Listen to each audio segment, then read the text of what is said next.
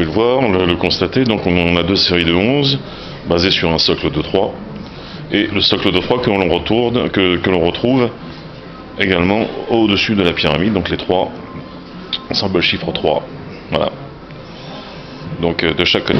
Bon, ça c'était l'ancien mode de calcul concernant les élections européennes qui se sont déroulées il y a quelques années. Sachant que, comment dire, c'était sous le mandat de François Hollande et comment dire que c'était des listes régionales. Maintenant, on va s'intéresser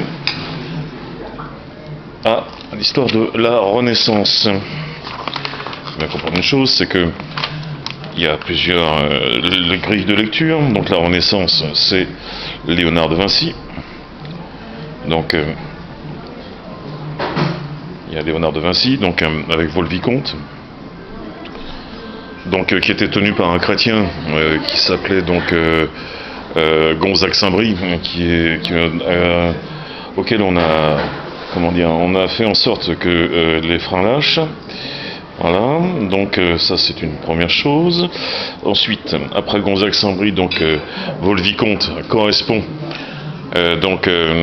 aussi à la période du roi Soleil, avec la révocation de Nicolas Fouquet, surintendant des finances du roi. Donc l'analogie avec Louis XIV, donc, qui se fait par rapport à ça.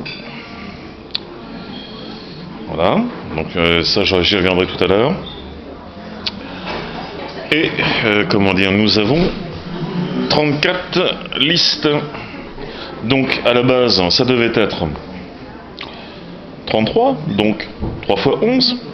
On reprend le même schéma que durant les élections précédentes, simplement on y ajoute un niveau supplémentaire. Ce qui donne 33. Voilà. Sur ces 33, on applique un alphabet qui n'est pas celui des Hébreux, mais qui, a aussi une signification depuis Cyril et Méthode, qui s'appelle l'alphabet cyrillique.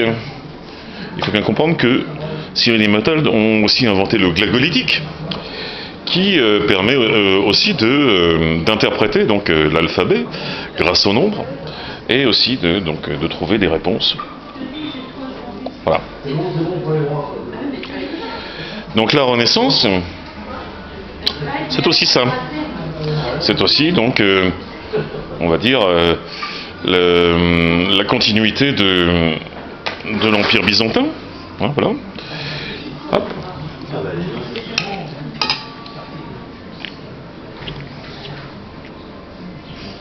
Donc, cette continuité avec l'alchimie, donc alchimie, donc c'est les Arabes qui ont l'alchimie, voilà, donc on va y revenir aussi parce que c'est très important. On a aussi, vu qu'il n'y a que 34 listes, donc le point supérieur, mais aussi le point inférieur, qui correspond au trigramme du Yi-King.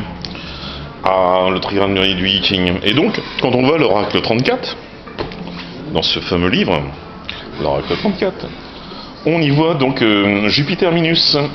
Et oui, Jupiter Minus, il est là. Voilà, donc ce qui est écrit donc sur l'oracle 34, c'est pas moi, c'est qui l'ai inventé, ça date de plusieurs milliers d'années.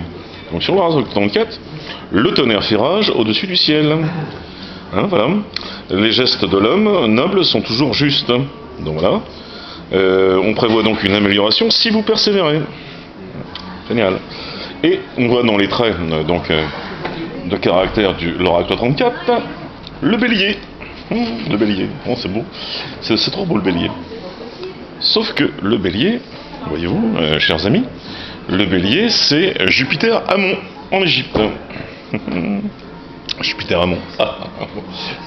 Avec Jupiter Minus. C'est bien, c'est trop fort. Même personnage. Voilà.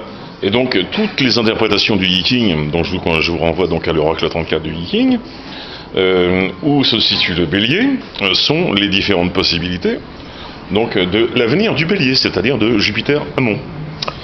Voilà, donc Jupiter Ammon. Donc je reviens sur Louis XIV, qui s'est fait représenter en majesté sur une pièce en tant que Jupiter, une pièce d'argent. Voilà. Il y a Jupiter, voilà, c'est très bien. Et comment dire, après ça, donc, on a donc l'alphabet cyrillique.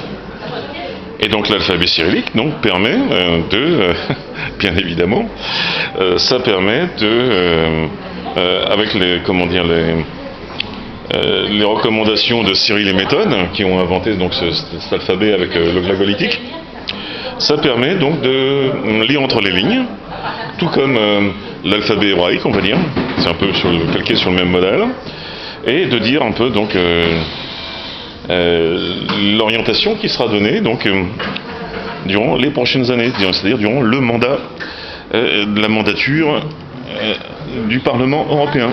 Voilà. Voilà. Ensuite, comment dire, comme Louis XIV, monsieur se fait représenter en majesté et comme un phénix. Voilà. Donc dans le roi danse, celui-ci est représenté dans comme le roi soleil et comme un phénix. Or le phénix, c'est à la fois l'ordre et la destruction, c'est l'avatar de Shiva. Hein, donc l'avatar de Shiva qui est à la fois l'ordre et la destruction, c'est pas quelque chose comme ça. Et comment dire, comme il possède le pouvoir, un pouvoir ancestral, donc conféré par une divinité arapéenne, c'est-à-dire une divinité qui remonte à la haute antiquité, il a le pouvoir du feu. Merci. Le feu destructeur. Donc, le feu destructeur et aussi le feu qui construit. Donc, ordre à chaos. Voilà. Donc, tout va bien. Et actuellement, donc, le slogan c'est Renaissance, hein, comme le phénix qui renaît de ses cendres. On a aussi, comment dire, Rocketman, donc d'Elton John, actuellement, au cinéma,